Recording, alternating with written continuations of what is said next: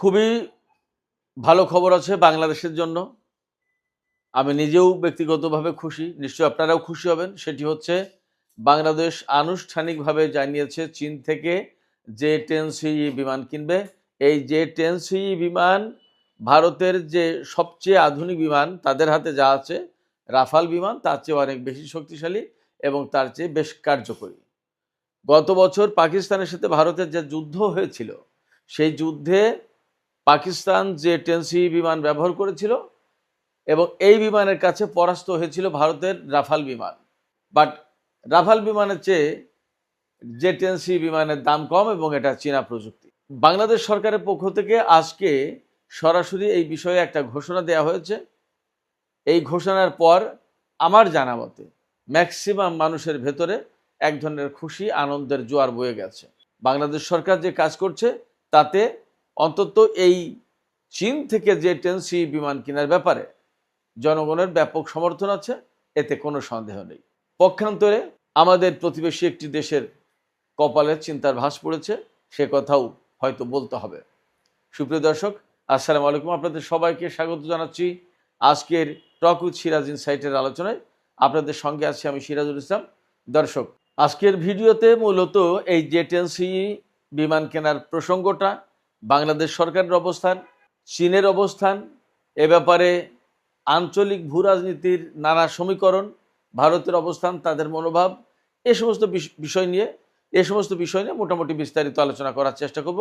চলুন আমরা বিস্তারিত আলোচনায় ঢুকে পড়ি আর দেরি না করে। আলোচনার প্রথমে যে কথা বলবো সেটি হচ্ছে যে বাংলাদেশ সরকারের পক্ষ থেকে সরকারের তথ্য উপদেষ্টা ডক্টর জাহিদুর রহমান তিনি জানিয়েছেন আজকে আনুষ্ঠানিকভাবে একটা সংবাদ সম্মেলনে যে বাংলাদেশের পক্ষ থেকে চীনের কাছ থেকে যে-10 বিমান কেনা হবে এই ব্যাপারে নীতিগত সিদ্ধান্ত নিয়েছে এবং এই ব্যাপারে চীনের সাথে যে আলোচনা হয়েছে তার প্রেক্ষাপটে বাংলাদেশের পক্ষ থেকে একটা খসড়া চুক্তিপত্র প্রস্তুত করা হয়েছে। এই খসড়া চুক্তিপত্র প্রস্তুত করার মানেই হচ্ছে বাংলাদেশ সরকার চীনের কাছ থেকে এই যে-10 বিমান অর্থাৎ যুদ্ধ বিমান কেনার ব্যাপারে অনেকটা এগিয়ে গেছে। এখন প্রশ্ন আসছে অনেকের কাছে, এই প্রশ্ন আসছে আমরা কবে পাবো এই বিমান। একটা বিষয় মনে রাখুন যে তথ্য উপদেষ্টার পক্ষ থেকে পরিষ্কার করা হয়েছে যে এইবারের বাজেটেই যদি আমরা প্রয়োজনীয় অর্থ বরাদ্দ পাই তাহলে আমরা এবারের বাজেটের টাকা দিয়েই আমরা কাজ শুরু করব। অর্থাৎ কেনাকাটার যে দরপত্র বা টাকা পরিশোধ করার তো একটা প্রশ্ন আছে চীনকে, এই কাজ শুরু করব। আর যদি না হয় তাহলে সামনের বাজেটে। কিন্তু বাংলাদেশের জনগণের এবং বাংলাদেশের সরকারের বা রাজনৈতিক এবং আন্তর্জাতিক ভূ রাজনীতির নানা সমীকরণ এই সময় চলছে, অনেক কিছু নতুন করে গড়াপেটা হচ্ছে। এই প্রেক্ষাপটে আমি ব্যক্তিগতভাবে মনে করছি জনগণের পক্ষ থেকে যেমন চাপ আছে তেমনি সরকারের পক্ষ থেকেও একটা তাড়া আছে, তারাও অনুভব করছে এটা আমাদের প্রয়োজন। আমরা কারো বিরুদ্ধে এই বিমান নিয়ে যুদ্ধ করতে যাচ্ছি না, যুদ্ধ শুরু করতে হবে আমরা তাও বলছি না। আমাদের নিজেদের নিরাপত্তা নিজেদেরকে সেট করে দিতে হবে। আপনার কোথায় কবে কোন দিন কোন বিপদে পড়বেন কেউ জানে না, আপনি জানেন না, আমি জানি না। সেক্ষেত্রে আপনার নিজেদের নিরাপত্তা নিজেদেরকে নিশ্চিত করতে হয়। আমাদের প্রত্যেকের বাড়িতে গেট থাকে, দরজা থাকে, জানালা থাকে, তালার ব্যবস্থা থাকে, পাঁচিল থাকে, সেখানে গেট থাকে, তালা থাকে, লক থাকে, কত কিছু। কারণ কি? শুধুই মাত্র নিরাপত্তা, আর কিছু না। আপনার বাড়িতে প্রত্যেকদিন ডাকাতি হয় তা না, চুরি হয় তা না, কিন্তু আপনি নিরাপত্তার ব্যবস্থা করেন এই কারণে যাতে কখনো কোনো বিপদ আপনি না পড়েন। আমাদের আকাশ, বাংলার আকাশ রাখিব মুক্ত, আমাদের স্লোগান আছে একটা। তা আমাদের বাংলার আকাশ মুক্ত যদি রাখতে হয়, বাংলার আকাশ যদি মুক্ত রাখতে হয় তাহলে মুক্ত রাখার জন্য যে সমস্ত প্রয়োজনীয় উপকরণ তা দরকার। আকাশ মুক্ত করার জন্য সবচেয়ে জরুরি প্রয়োজনীয় উপকরণ হচ্ছে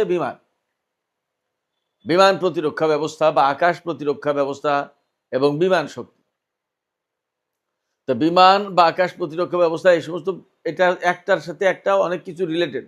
শুধুমাত্র বিমান কিনলেই, যুদ্ধ বিমান কিনলেই যে আমরা আমাদের আকাশ, আমাদের দেশ শত্রু মুক্ত রাখতে পারবো, আমরা বিরাট শক্তিশালী হয়ে গেলাম তা না।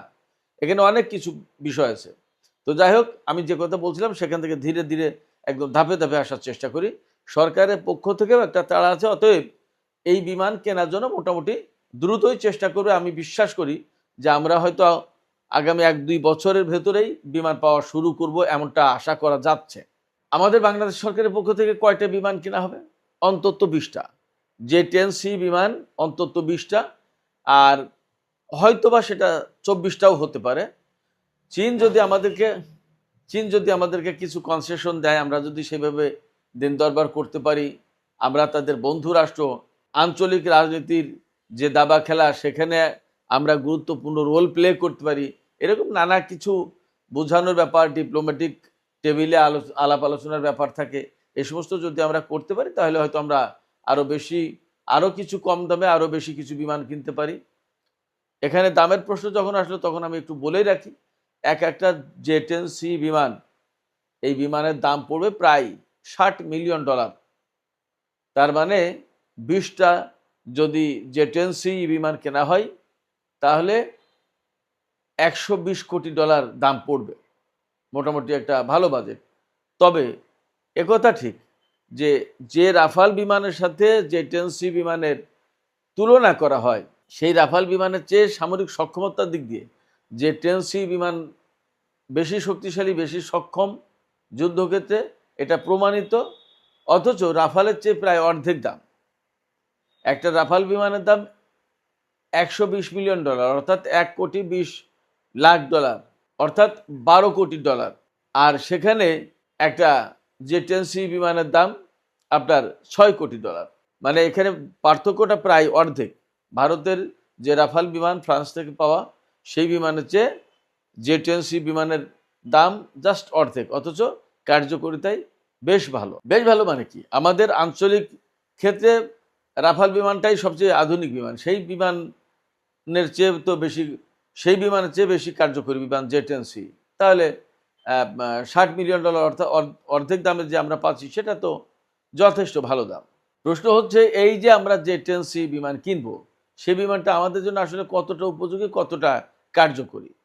আমি আপনাদেরকে বলি, বিমান উপযোগী হয়ে ওঠে পাইলটের দক্ষতার উপর নির্ভর করে। এর একদম বাস্তব একটা উদাহরণ দিই। এই যে ইরান আমেরিকা যুদ্ধের সময় ইসরায়েলের সাথে যে যুদ্ধটা করলো ইরান, প্রথম 40 দিনের যুদ্ধ, 28শে ফেব্রুয়ারি যুদ্ধ শুরু হলো, 1 মার্চ অর্থাৎ পরের দিন কুয়েতের ক্যাম্প গুয়েরিং বিমানবন্দরে হামলা চালিয়েছে। এটা একদম কমপ্লিটলি মার্কিন নিয়ন্ত্রিত বিমানবন্দর, সেখানে হামলা চালিয়েছে ইরানের খুবই পুরনো মডেলের বিমান। সেই মডেলকে অবশ্যই ইরান ঢেলে ঘষে মেজে ঠিকঠাক করেছে। তো সেই পুরনো মডেলের বিমান দিয়ে, এবং একদম 50 ফুট উচ্চতায়, মাত্র 50 ফুট, কারেন্টের তারের নিচে দেখেছে, এমনও ঘটনা আছে। যখন পারস্য উপসাগরের উপর দিয়ে উড়েছে তখন জাহাজের ডেক থেকে নিচেই বিমান দেখেছে। এখানে কি মূল বিষয়টা কি ছিল তাহলে? পাইলটের দক্ষতা। পাইলট কতটা সাহসী ভূমিকা রাখতে পারে, পাইলট কতটা উচ্চ প্রশিক্ষণ পেয়েছে, কতটা প্র্যাকটিক্যাল ফিল্ডে কাজ করেছে, অনেক কিছু ডিপেন্ড করে পাইলটের উপরেই। সাহস, দক্ষতা, উপস্থিত জ্ঞান বুদ্ধি, এগুলো অনেক কিছু ডিপেন্ড করে। যার কারণে পাইলট যতটা দক্ষ, বিমান ততটা দক্ষতার সাথে কাজ করতে পারবে।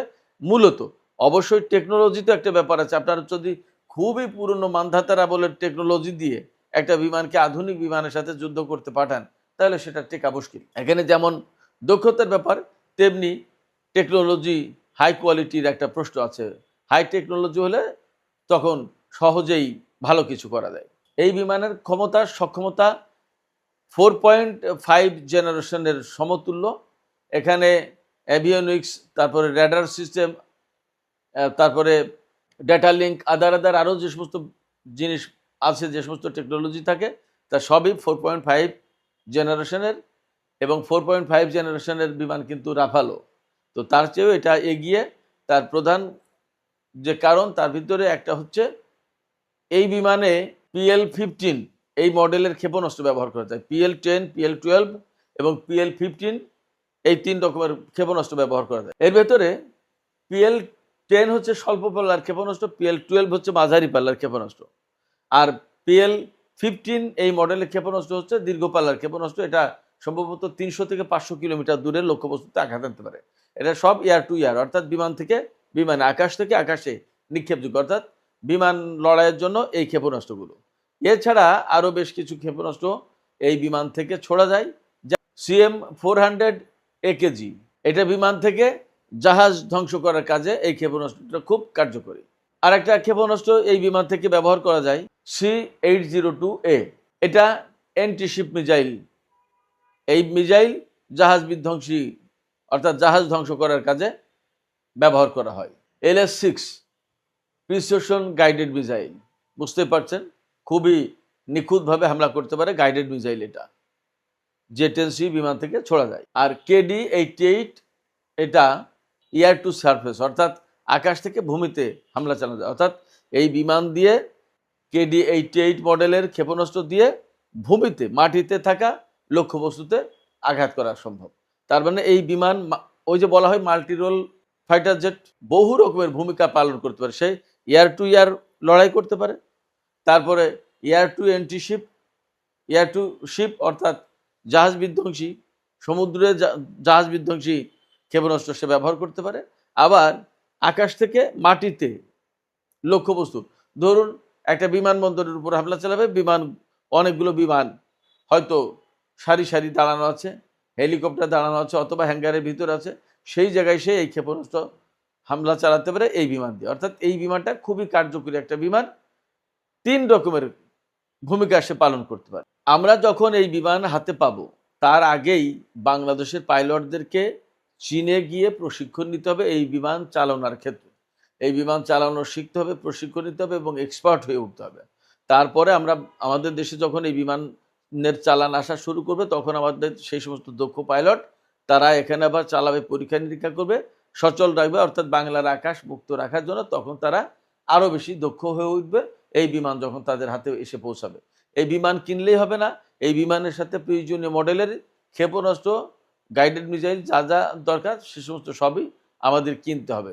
এর সাথে যে র্যাডার সিস্টেম থাকা দরকার, electronic warfare system, jamming system, তারপরে আপনার ডেটা লিঙ্ক, এভিনিউক সিস্টেম, যত যা কিছু লাগবে সমস্ত সব কিছু অর্থাৎ পূর্ণাঙ্গ প্যাকেজ প্রয়োজন হবে। এই প্যাকেজ কিনে যখন আমরা সেট করে ফেলবো তখন আমাদের আকাশ অনেকটা নির্ভর হবে শত্রুর হামলা বা শত্রুর আক্রমণ থেকে বা আশঙ্কা থেকে আমরা অনেকটা মুক্ত হতে পারবো। তবে 20টা বিমান কিনেই তো আর সব কিছু শেষ না, আরও আমাদের লাগবে এবং ধাপে ধাপে ধাপে ধাপে হয়তো আমরা এই ধরনের আরও বিমান কিনতে পারবো। চীন থেকে কিনুক বা ইউরো ফাইটার কিনতে পারে, টাইফুন, রাফাল কিনবে কিনা জানি না, সম্ভবত রাফাল কিনবে না, অনেক দাম বেশি। আমাদের যদি কাউকে না কাউকে তো একটা টার্গেট করে কল্পনা করে কিছু করতে হয় যে আমার হাতে এই জিনিস আছে আর অমুকের হাতে ওই জিনিস আছে, তার চেয়ে বেটার যদি করতে হয় তাহলে আমাকে কি করতে হবে, তার সমকক্ষ যদি হয় তাহলে তো তার সাথে আর আমার কোনো টেক্কা দেওয়ার কোনো বিষয় থাকলো। পাকিস্তান থেকে যে 17 থান্ডার বিমান এগুলো কেনার চিন্তা ভাবনা চলছে এমন শোনা যাচ্ছে, দেখা যাক। এরপরে আমাদের তো শুধু বিমান আর এইগুলো কিনলে হবে না, এর সাথে প্রতিরক্ষা ক্ষেপণাস্ত্র প্রতিরক্ষা ব্যবস্থা কিনতে হবে, ড্রোন সিস্টেম কিনতে হবে, ইলেকট্রনিক ওয়ারফেয়ার সিস্টেম কিনতে হবে। আমাদের আসলে অনেক কিছু বাকি। একটা কথা হচ্ছে যে এই যে আমরা স্বাধীনভাবে চিন্তা করতে পারছি, স্বাধীনভাবে এগুলো হিসাব কিতাব করছি, আমরা কার কাছ থেকে কোথা থেকে কী কিনবো, সামরিক বেসামরিক যত যায় কিছু, এগুলো যেভাবে এখন করা যাচ্ছে গত 15-16 বছরে অর্থাৎ আওয়ামী লীগের আমলে কিন্তু এইগুলো করার কোনো সুযোগ ছিল না বা করার চিন্তাও ছিল না। দুটোই সত্যি। একটা হচ্ছে ভারতের পক্ষ থেকে বাংলাদেশকে অনেকটা নজরদারি ভেতরে রাখা হয়েছিল। বাংলাদেশ তার সামরিক সক্ষমতা বাড়ানোর ক্ষেত্রে ভারতের সিগন্যাল ছাড়া পারত কিনা সন্দেহ আছে, এরকম অভিযোগ আছে। আর আরেকটা ব্যাপার হচ্ছে যে আমাদের যে শাসক যারা বাংলাদেশ শাসন করেছে গত 15, 16, 17 বছর ধরে, তারা কিন্তু অনেকটা ভারতের উপর নির্ভরশীল ছিল। তাদের নিজেদের এইরকম মেরুদণ্ড ছিল না যে ভারতের বিনা অনুমতিতে বা ভারতের অনুমতি না নিয়ে কোনো কিছু করতে পারে, কারণ ভারতের কোথায় আপত্তি আছে কোথায় নেই। কিন্তু বর্তমানে বাংলাদেশের যে নির্বাচিত সরকার তাদের এই সংকট নেই, ফলে তারা পাকিস্তানের সাথেও আলাপ করতে পারছে, চীনের সাথেও আলাপ করতে পারছে বা আরও বিভিন্ন দেশের সাথে আলাপ করতে পারছে। এই যে J-10C বিমান, এই বিমান কিনলে শুধুমাত্র আমাদের যে আকাশ মুক্ত রাখা বা আমরা সামরিক দিক দিয়ে সক্ষম হয়ে উঠলাম ব্যাপারটা তাই না। যখনই আমরা সামরিক দিক দিয়ে সক্ষম হচ্ছি, শক্তিশালী হচ্ছে, তখন কিন্তু আন্তর্জাতিক অঙ্গনে আমাদের মূল্য, আদর, কদর এগুলো বাড়বে, আমাদের সম্মান মর্যাদা বাড়বে। দেখেন ইরানের সাথে আমেরিকা বা ইসরায়েলের যে যুদ্ধটা হলো, এক পক্ষে আমেরিকা এবং ইসরায়েল ছিল আর এক পক্ষে একা ইরান। যেখানে ইসরায়েলের সাথেই পুরো আরব বিশ্ব পারে না, সেখানে আমেরিকা এবং ইসরায়েল সারা বিশ্বের প্রধান দুই সামরিক শক্তি। তাদের সাথে যে প্রযুক্তিগত সক্ষমতা নিয়ে, নিজেদের মনোবল নিয়ে, নিজেদের ইমান নিয়ে, নিজেদের দেশপ্রেম নিয়ে যেভাবে লড়াই করেছে ইরান, তাতে এখন তারা দুইজন পালিয়েছে এবং দূরে দূরে দূরে দূরে থাকছে। মধ্যপ্রাচ্যে তাদের কোনো জায়গা হবে না আগামী দিনগুলোতে। এগুলো কিভাবে হয়েছে? সামরিক সক্ষমতার কারণে এবং তাদের টেকনোলজি এবং তাদের সাহস, ইমান, দেশপ্রেম, ধৈর্য, জাতীয়তাবাদী চেতনা, সব কিছুই কাজ করেছে। শিয়া মাযহাবের চেতনা, নানান কিছু কাজ করেছে। আমাদের বাংলাদেশে আমাদের নিজস্ব যে সমস্ত বিষয়গুলো আছে, সাহস, দেশপ্রেম, জাতীয়তাবাদ, এগুলো তার পয়সা দিয়ে কিনতে হয় না, এগুলো তো ভেতরে থাকতে হবে। এইগুলো যদি থাকে, তাহলে তার সাথে যদি সামরিক শক্তি যোগ হয়, তাহলে আমরা বিশ্বে মর্যাদাবান জাতি হিসেবে আমরা প্রতিষ্ঠিত হতে পারবো। বিভিন্ন ক্ষেত্রে আলাপ আলোচনায়, দর কষাকষিতে আমাদের যে একটা সম্মানজনক সামরিক দিক দিয়ে শক্তিশালী অবস্থান আছে, এটা অনেকে গণনায় নেবে, মানে কাউন্ট করবে। ইরান আজকে যে আমেরিকার সাথে আলোচনায় বসবে না, বলে দিচ্ছে পরিষ্কার যে না, তাদের সাথে কোনো আলোচনা নেই, বা এই শর্ত যদি মানে তবে তাদের সাথে আলোচনা করব। এই যে আপার হ্যান্ডের থেকে ইরান আমেরিকার সাথে এইভাবে কথা বলতে পারছে, শুধুমাত্র তার সামরিক শক্তি ছিল বলে এটা সম্ভব হচ্ছে। সামরিক শক্তি না থাকলে গুনতোই না। এই জায়গা থেকে আমাদের বাংলাদেশের জন্য অপরিহার্য সামরিকভাবে শক্তিশালী হওয়া, এবং বাংলাদেশের বর্তমান সরকার এই সামরিক শক্তি অর্জনের সঞ্চয়ের চেষ্টা করছে। এর জন্য আসলেই সাধুবাদ জানাতে হয়। দেশের মানুষ এর জন্য ভীষণভাবে খুশি। তো সুপ্রিয় দর্শক, আজকের আলোচনা এখানে শেষ করতে চাইছি। আলোচনা শেষের আগে আপনাদের কাছে মতামত জানতে চাই, আপনাদের চিন্তাভাবনা, আপনাদের দৃষ্টিভঙ্গি কেমন? বাংলাদেশ সরকার এই যে J-10C বিমান কেনার একটা খসড়া চুক্তিপত্র করতে যাচ্ছে, এই বিমান কেনার ব্যাপারে প্রয়োজনে বাজেটের কোনো খাত কাটছাঁট করে এই খাতে পয়সা দিয়ে এই বিমান দ্রুত কেনা এবং আমাদেরকে শক্তিশালী হয়ে ওঠা, এটা কি বেশি জরুরি? আপনারা কি মনে করেন? এবং এই ধরনের বিমান যদি বাংলাদেশ সামরিক বাহিনী হাতে পায়, তাহলে কি বাংলাদেশের আকাশ নিরাপত্তা অনেক বেড়ে যাবে না? আপনাদের মতামত জানিয়ে কমেন্টে লিখতে পারেন। আর ভিডিও ভালো লাগলে লাইক, কমেন্ট, শেয়ার করবেন এবং চ্যানেলটি সাবস্ক্রাইব করে সাথেই থাকবেন। দর্শক, আজকের আলোচনা এখানে শেষ করতে চাইছি।